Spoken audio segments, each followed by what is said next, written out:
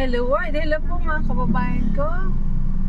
Part 2 po tayo dahil kanina po meron na po tayo mga kausap. And then pauwi na po tayo. Nagabihan na po tayo. Una sa lahat, salamat sa Diyos sa inyo pong lahat. Gaya nga po na sinabi ko kanina, awat loobin ng Diyos na tayo po lahat po tayo ay maging malusog sa darating na 2026.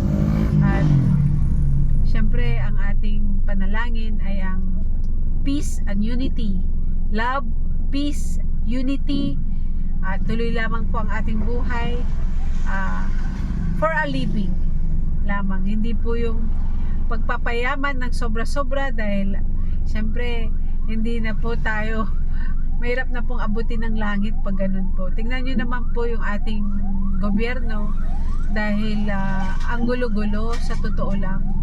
Maganda po yung plano ng ating gobyernong Pilipinas, ang ating presidente Bongbong Marcos. Binibigay po namin ang aming tiwala dahil isa kami sa nagsuporta din sa kanila during their terms 2022 na may emergency traffic kasi dito sa may Tabang Kalasyaw po ito Tabang. Mga kababayan ko, maraming salamat sa inyo pong lahat sa suporta.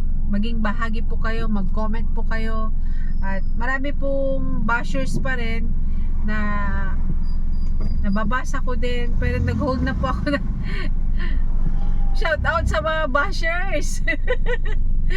Hindi po tayo perfecto sa pagsasalita o ano pa man, dahil hindi po scripted yung mga sinasabi ko din. Actual po lahat po yun. Kung meron pa man ako pagkakamali, tayo po ay tao lamang nagkakamali sa mga nasasabi, nababanggit. Syempre hindi lahat po ay scripted. It's not scripted. Lahat ng content ko po, ng pagsasalita, it's not scripted. Sa loobin ko po yung lahat, kung ano po yung lumalabas sa bibig ko. Maraming salamat sa pagko-correct. At bago ko po makalimutan, my content is all about our country Philippines, being a Filipino, uplifting our fellow Filipino, yung mga trabaho, marami pang iba. So, nakafocus po tayo dun sa ating bansang tayo at sa Pilipino, sa ating lugar, sa mga nasasakupan namin o napupuntahan. Pero yung pag-upload ko po ng ating mga santo, being a Catholic, marami pong bashers na na-receive ko, at nagtuturo po sila ng tamang kasulatan tungkol sa Biblia, about sa mga santo-santo ng ating Katoliko. Sa totoo lamang po, ang sa loobin namin at sa aming kultura bilang Pilipino, bilang aking kapanalig, hindi po naman sinasamba, kundi pinapakita lamang po kung ano po yung nakagisnan na as a belief po natin. Kasi syempre ang mga Kastila naman ang nagdala ng Kristyanismo sa ating bansang Pilipinas. At ito po ay maganda nga po yun, dahil nga nadala nila, kung hindi magiging tribes na po tayo. Tribes.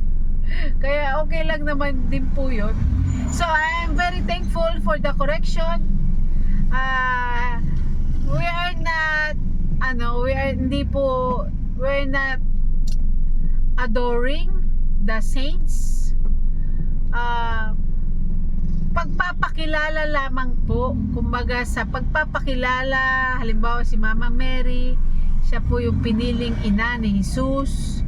Yun lamang po ang ano natin. Hindi po tayo nagsasamba o Diyos-Diyosan sabi nila, dahil tayo naman po ay meron naman po tayong inaaral naman po natin ating kultura. Irespeto na lamang po natin yun, para po dahil pinapakita lamang po kung ano po yung kasi hindi naman po basta-basta na sa being a Catholic, sa Kristyanismo, Catholic, at least open sila na pwede mong ipakita yung ang aming kongregasyon. Pero sa iba po, bawal hanggat hindi ka member. Pag hindi ka member sa isang kongregasyon, bawal po yun. Pero syempre, hindi po naman natin na sinasamba. Kasi may nagagalit. Pero okay lang naman yun, accepted naman. So, be respectful and civil lang. Maraming salamat. Shout out to everyone sa aking mga kaibigan, mga subscribers po. Maraming salamat sa inyo. Thank you very much. And God bless everyone. See you in our next video. Welcome to Filipino TV, and to Filipino Life Story. Maraming salamat po sa inyong suporta sa lahat. At tayo po ay na-traffic po tayo ngayon. Thank you very much. God bless everyone. See you in our next video.